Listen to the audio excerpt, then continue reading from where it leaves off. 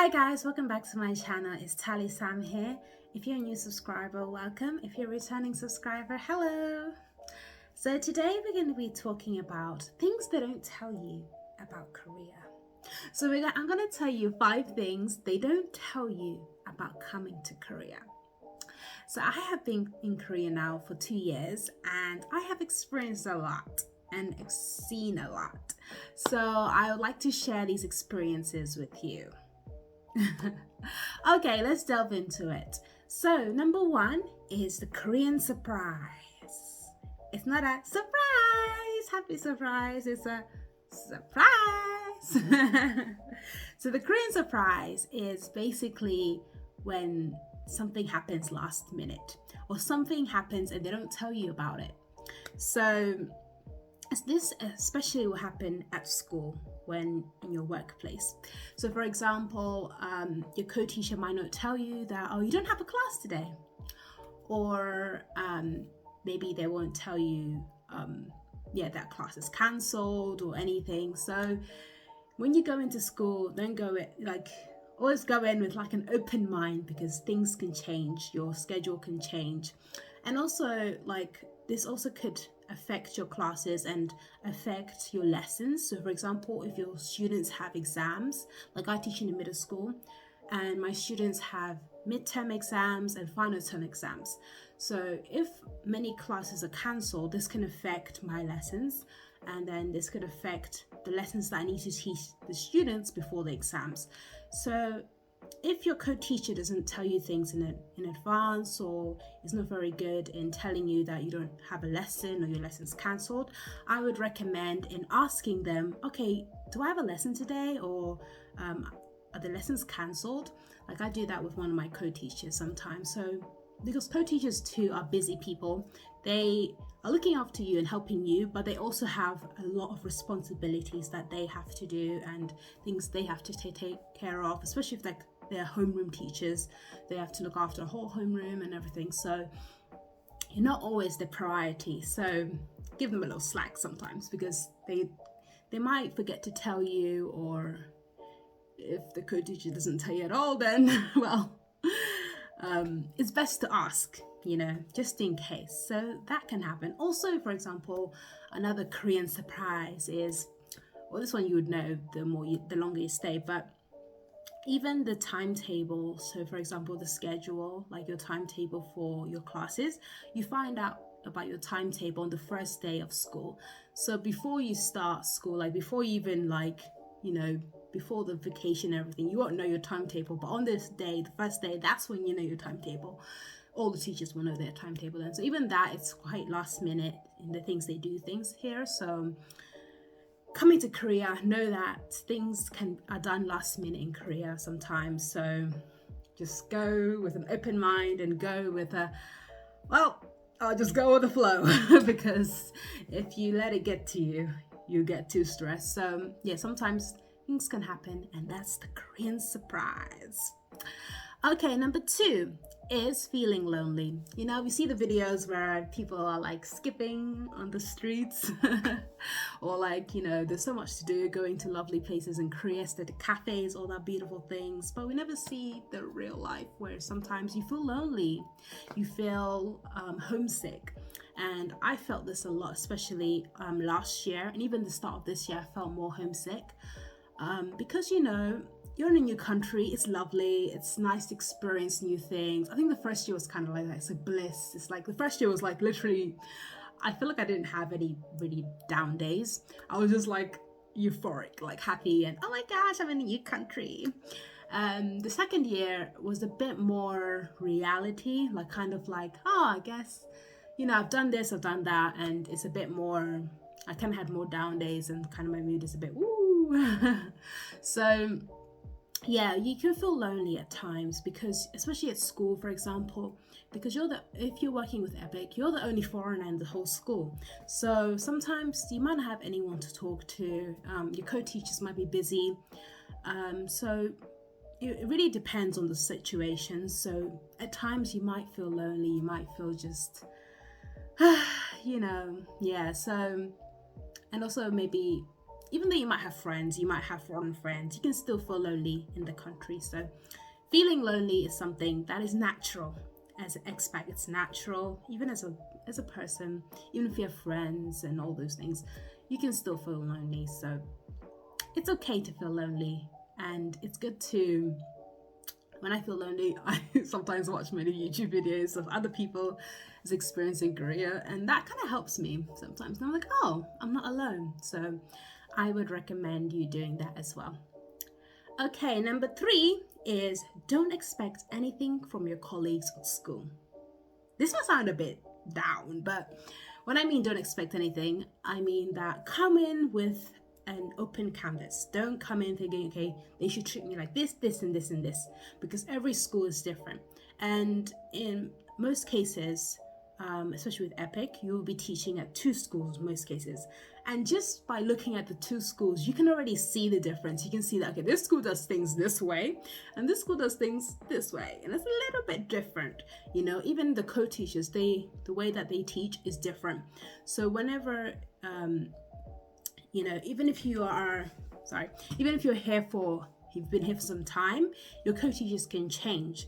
And having co-teachers that are changing and stuff can mean new co-teachers, and that means someone who has a new way of doing things. So you might have a way of doing certain things in a certain way, but it doesn't mean that it's going to stay that way, because every person's different, every co-teacher is different. And also with your foreign friends, you might talk about like, oh, it's my school's like this, my school's like that, and you know, it can also make you feel kind of down sometimes, because like your friend might have a better like school situation. But don't let that get you down, you know. Just try and not expect anything from your colleagues or school. And if something happens that's amazing or good, then, you know, take take those things and really like cherish them, you know. Because at your schools, not all your colleagues are going to be like talking to you and stuff like that, interacting with you, because they're also busy. They have things to do. They're busy. Like the teachers here are just literally running around. So people are busy and stuff. So they don't always, sometimes you can really feel lonely. Like I feel that sometimes in my schools, I feel a bit lonely because I have no one to talk to and everyone's zooming around busy. I don't have a homeroom, so, you know, but at the same time, I do have teachers that I can talk to and that kind of thing. So those teachers I really cherish and really acknowledge. So when you talk with different people have different schools, different things. Like even when you watch videos on YouTube, you see, oh, your co-teachers are going to treat you like this. No, like you come here with an open canvas. You don't know how your co-teachers are going to treat you, and how they treat you is basically how it is. Like there's no like 100% this is how it's going to be. So definitely come with an open canvas, with an open mind. Okay, 4 is gaining weight. I don't know if you can tell, but I have gained so much weight living in Korea. I thought I would actually lose weight being here, but actually the opposite has happened to me, where I've gained so much weight. And I believe the reason for that is because of the food. The food is so good. Like, especially I love the gupsik. So the gupsik is the school lunch. I love it. Like, it's just always so good. And also one thing that in Korea they have is a lot of rice. So for breakfast, lunch, dinner, rice. So every lunch I have rice. And I think that has kind of helped in piling up my weight. And also, I also have Maxim, which is bad, and I'm trying to kind of change that habit, because it's just like instant coffee, right? It's just like quick, and yeah, because I'm a tea girl, so like I like to have my tea, but in Korea they don't have like, you know, they don't have like a fridge with milk and everything. In the UK, when we have a fridge that has milk, so you can make tea at work easily. But then for me, that would mean I need to bring my milk, I need to bring tea bags and everything. So I'm trying to get out of this habit of having Maxim and trying to actually make my own coffee and all that kind of thing. So yeah, it's easy to start bad habits and gain weight. So now I'm going to the gym to try and lose weight. But yeah, will gain weight most probably, especially with the rice, especially with the starch and stuff and carbohydrates in their foods. The food is so good, so it's so easy to just eat, and delivery and everything comes so quickly. So and when you live alone, it's hard sometimes to like cook every day, because you cook something and then you might not want to eat it tomorrow. Knowing when I cook kind of one thing, and then I'm just like, I don't feel like eating that today, So yeah, gaining weight is around. But the good thing is that in Korea, there's so much things to do. There's so much like you can go to a gym, or you can do Pilates, or or you can go to, there's different like health activities that you can do, so fitness activities. So it's good that you can exercise the weight off somewhere. So yeah, I recommend you joining a health fitness club somewhere. Okay, number 5 is this: end on a happy note. You'll never get bored. That's one thing for sure. Like in Korea, there's so much to do. There is just so many aesthetic cafes. Literally, when I went to Japan, me and my friend went to Japan, and we were just looking around for a cafe, because the cafes are not like here, where it's like you find them so easily everywhere. But it's like we were looking for a cafe, and then we were looking for aesthetic cafe. And it was just like, does Japan have any aesthetic cafes? Like they do have cafes, but they're not always going to be aesthetic. So it was just like, wow, it's so different to Korea. Because Korea, every cafe is aesthetic. It looks so good. It's so nice.